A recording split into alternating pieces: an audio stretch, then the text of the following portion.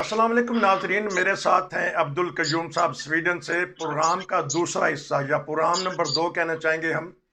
میں ان سے پتہ کروں گا کہ جو ملزم پکڑا گیا ہے، جو فائرنگ کر رہا تھا، اس کے بیان کے اوپر۔ جی السلام علیکم جی وعلیکم السلام جی نصیر صاحب۔ سر۔ یہ جو ملزم پکڑا گیا ہے، نامزد کیا گیا ہے، اس کا بیان پوری دنیا میں چل رہا ہے۔ وہ بڑے پر اعتماد ہو کے بیان دے رہا ہے کہ میں عمران خان کو قتل کرنا چاہتا تھا، میرا ٹارگٹ وہ تھا کیونکہ اس نے توہین رسالت یا توہین مذہب کی تھی، مذہب کا نام استعمال کیا گیا۔ ہمارے معاشرے میں یہ جو انتہا پسندی ہے، یہ کیوں عروج ایسا ایسا پکڑ رہی ہے کہ ہم ایک دوسرے کی جان لے لیتے ہیں، چاہے وہ کسی بھی فرقہ سے ہو؟ نصیر صاحب، پہلی بات یہ ہے کہ وہ بندہ مذہبی تھا ہی نہیں۔ وہ بندہ، لوگوں نے کہا، اس کے محلے والوں نے، اس کو کبھی زندگی میں ان لوگوں نے کبھی اس کو مسجد میں نہیں دیکھا، کبھی نماز پڑھتے تھے، کبھی عید پہ آتے نہیں دیکھا، کبھی کہیں بھی اس بندے کو ہم نے مسجد میں نہیں دیکھا، نہ اس کو نماز آتی تھی۔ یہ ضروری نہیں ہے کہ ایک بندہ الزام لگاتا ہے، بھائی تم کیا پاکستان میں سب سے بڑے اسلام کے ٹھیکیدار ہو کہ تم ایک آدمی جو پاکستان کا ایک ایکس وزیر اعظم تھا، اس نے دیانتداری کے ساتھ 3 سال پاکستان کو چلایا، 1 روپیہ حرام نہیں کھایا، اور تم اتنا بڑا کلیم اس کو مارنے کے لیے چلا گیا؟ تمہارے پاس اسلحہ کدھر سے آیا تھا؟ کس نے تمہیں اسلحہ دیا تھا؟ تم تو غریب آدمی ہے، تم تو اپنے گھر کا وہ کہہ رہے تھے کہ باہر بلب بھی نہیں لگوا سکتا تھا، اس کے پاس پیسے نہیں تھے، تو تمہیں کس نے اتنا بڑا ریوالور دیا؟ کس نے ٹریننگ دی تمہیں کہ وہ سیدھا تم ڈائریکٹ وہ کیا کہتے ہیں کل کرنے والا جو ہوتا ہے، ٹارگٹ کلر، اس طرح کا اس نے فائر کیا تھا، لیکن وہ بچ گیا عمران۔ اس کی قسمت اچھی تھی کیونکہ اللہ تعالیٰ شاید اس کو بچانا چاہتا تھا، کیونکہ وہ حرام خور نہیں تھا، اور وہ دوسرے اس کے لڑکوں نے پکڑا تو اس کے ریوالور کی ڈائریکشن چینج ہوگی، فائر کی۔ یہ سب جھوٹ ہے، یہ نصیر صاحب، یہ سب جھوٹ ہے۔ بات یہ ہے کہ اس کے بیانات، اس کو کوئی ہتھکڑی نہیں لگی تھی، وہ بڑے خوش باش جیسے ناشتہ کر کے ابھی تازہ تازہ آیا، اس کو کھلا پلا کے انہوں نے کھڑا کیا تھا۔ بیان لینے والا بالکل نالائق ترین شخص تھا کوئی، اس نے اس کو بالکل کچھ نہیں پوچھا، تم کون ہو، کدھر سے آئے، تمہارے ماں باپ، یہ وہ، تم کس طرح ایک وزیر اعظم کو قتل کرنے کے لیے، تمہاری دشمنی کیا تھی؟ کیا عمران نے تمہاری کوئی زمین قبضہ کر لی؟ یہ سب چیزیں پلانٹ کی گئی ہیں۔ ایک بندے کو ورگلایا گیا، اس کو پیسے دیے گئے، اس کو مارنے کے لیے سامنے کھڑا کیا گیا، لیکن جیسے کہتے ہیں کہ جو پریکٹیکلی وہاں جا کے لوگوں نے دیکھا تو یہ فائر کرنے والا کسی اور جگہ تھا۔ یہ فائر، اس کے فائر ایک آدھی گولی کسی کو لگی ہوگی پاؤں میں، باقی فائر کدھر سے ہوئے ہیں؟ اتنی گولیاں پکڑی گئی ہیں وہاں پہ تو کئی ہوا میں چلی گئی ہوں گی۔ یہ تو نہیں ہو سکتا کہ جو آدمی فائر کر رہا ہے 100% اس بندے کو لگے، وہ 5-10 گولیاں 20 آگے پیچھے جاتی ہیں۔ تو یہ ایک پلانٹڈ جو عمران نے الزام لگا دیا ہے، وہ جھوٹ تو نہیں لگایا نا، وہ بھی کوئی عام بندہ تو نہیں تھا، ملک کا وزیر اعظم رہا ہے، اتنا مشہور آدمی ہے، پاکستان کی اتنی بڑی پارٹی کا وہ چیئرمین ہے، اس نے الزام صحیح لگایا ہے۔ حقیقت میں اس کو مارنے کے لیے جس کسی نے بھی پلانٹ کیا تھا وہ ابھی لیک آؤٹ ہو گیا ہے، لیکن جیسے ہم نے پہلے بھی بات کی، انکوائری ہونی چاہیے، بہت بڑی انکوائری ہونی چاہیے۔ آپ کے سپریم کورٹ ذرا سی بات ہوتی ہے تو فٹ آگے آ جاتے ہیں، جی فوراً ہم خود ایکشن لینے والے ہیں، ابھی چپ کر کے خاموش بیٹھے ہوئے ہیں۔ آرمی کا ایک جنرل، میجر جنرل ہے، وہ 4 اسٹار جنرل نہیں ہے، اس کے اوپر اگر الزام اس نے لگا دیا ہے تو فوج کا کام ہے کہ فوراً اس میجر جنرل کو اریسٹ کریں، اس کو پکڑیں، اس کے خلاف انکوائری کریں، کیا اس نے واقعی یہ کام کرنے کے لیے کسی کو کہا ہے؟ اگر کہا تھا تو پھر تو ایک بہت بڑا کیس بنے گا، نہیں کہا تھا تو پبلک آف پاکستان جو لوگ ہیں 22 کروڑ، ان کو بتا دیا جائے کہ اس بندے کا کوئی قصور نہیں ہے، تاکہ لوگوں کے جو سینٹیمنٹس جو ابھی سڑکوں پہ ہیں یا سوچ رہے ہیں یا فوج کے خلاف، فوج نہیں ایک بندے کے خلاف، وہ اس کے ان کے سینٹیمنٹ ڈاؤن ہو جائے۔ تو یہ جو مذہبی جو رنگ ہے یہ صرف ملا دیتے ہیں، پاکستان کے جنگلی جاہل ان پڑھ جن کو اسلام کا پتہ نہیں ہے، یہ مسجدوں میں امام بنے ہوئے ہیں اور لوگوں کو ورگلاتے ہیں، لوگوں کو غلط راستہ بتاتے ہیں۔ اسلام کسی کی ذاتی جاگیر تو ہے نہیں ہے، وہ تو اللہ تعالیٰ کا ایک دین ہے۔ ہر کوئی جو اس کو سمجھنے کی کوشش کرتا ہے، پہلے قرآن الکریم پڑھتا ہے، اس کا مطلب سمجھتا ہے، پھر اس کو سمجھ آتی ہے کہ اسلام کیا چیز ہے۔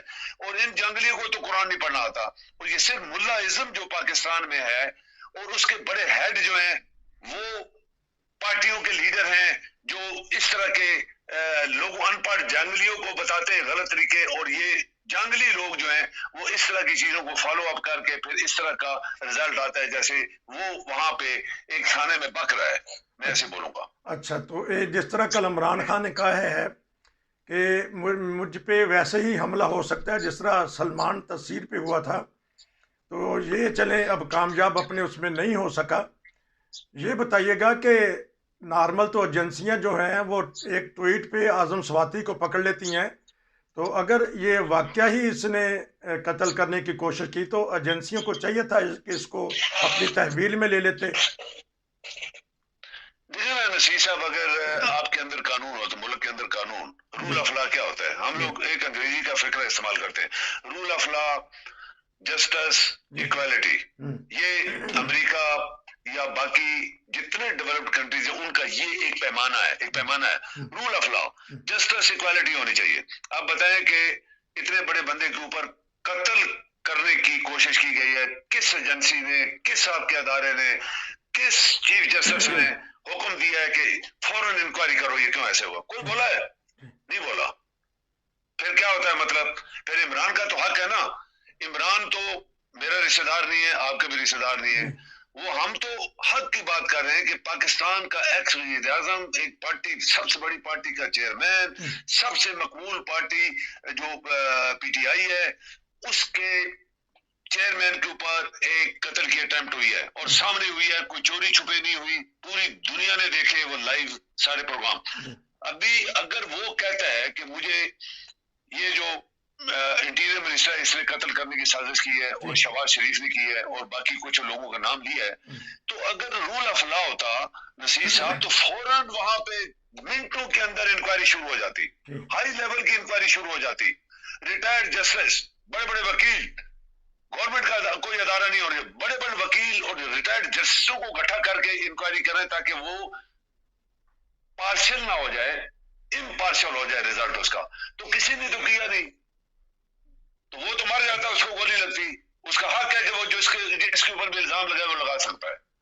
اچھا، آخر میں یہ بتائیے گا اس پروگرام کے اس حصہ میں کہ عمران خان کو کیا کرنا چاہیے اپنی سیکورٹی کے حساب سے، لانگ مارچ کے حساب سے، اور یہ جد و جہد جس کو انہوں نے جہاد کا نام دیا ہے، ان کو کیا کرنا چاہیے؟ تو ساتھ وہ یہ بھی کہتے ہیں کہ میری پارٹی میں ایسے لوگ ہیں جن کے اوپر اعتماد نہیں کیا جا سکتا۔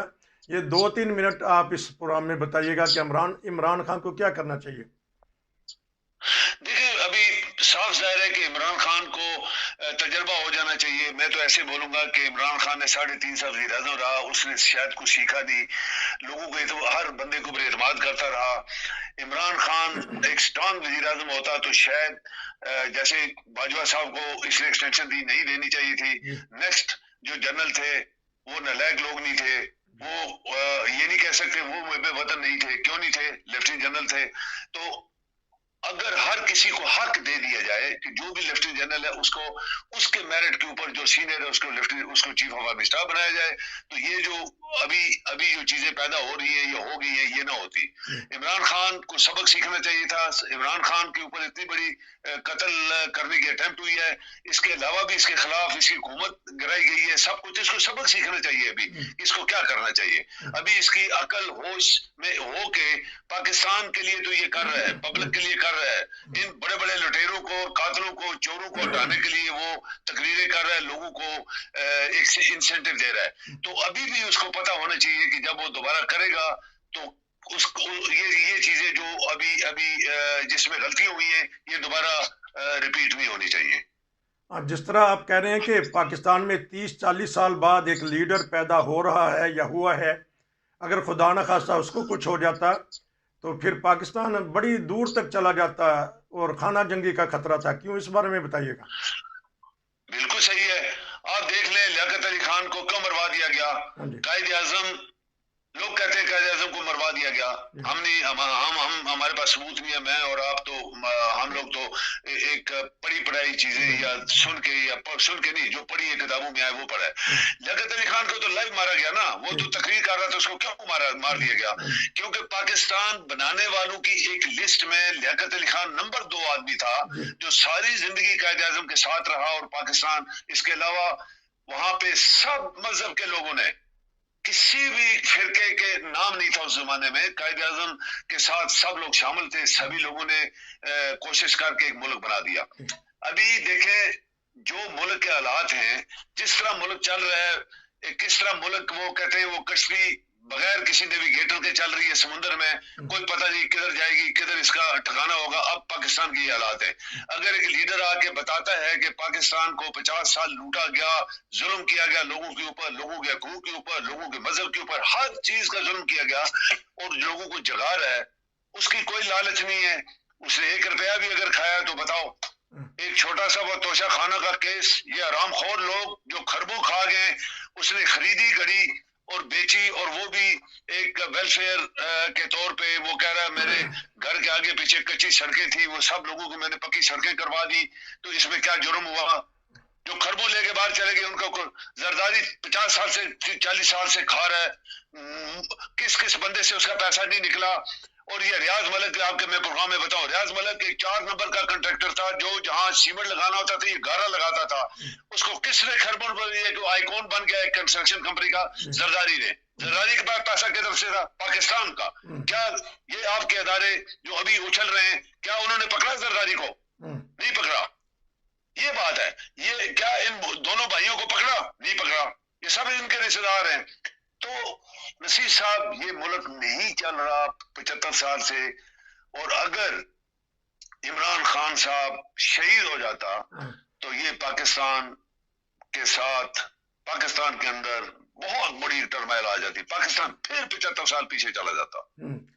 آپ کا بہت شکریہ. انشاءاللہ ہم آپ سے پروگرام لیتے رہیں گے. آپ نے بھرپور طریقے سے پاکستان کی موجودہ جو پوزیشن ہے اس بارے میں بتایا. ناظرین, یہ تھے ہمارے سویڈن سے عبد القیوم صاحب. اگر آپ بھی کوئی تبصرہ یا تجزیہ پیش کرنا چاہتے ہیں, روشن ٹی وی انٹرنیشنل سے رابطہ کیجیے گا. ہم انشاءاللہ آپ کے جو ویو ہیں, آپ کے تجزیہ ہیں, آپ کے تبصرہ ہیں, آپ کی رائے اور مشورہ ہیں, وہ پوری دنیا میں نشر کریں گے. نصیر کو اجازت دیجیے, جڑے رہیے روشن ٹی وی انٹرنیشنل کے ساتھ, اور سبسکرائب کرنا نہ بھولیں. السلام علیکم.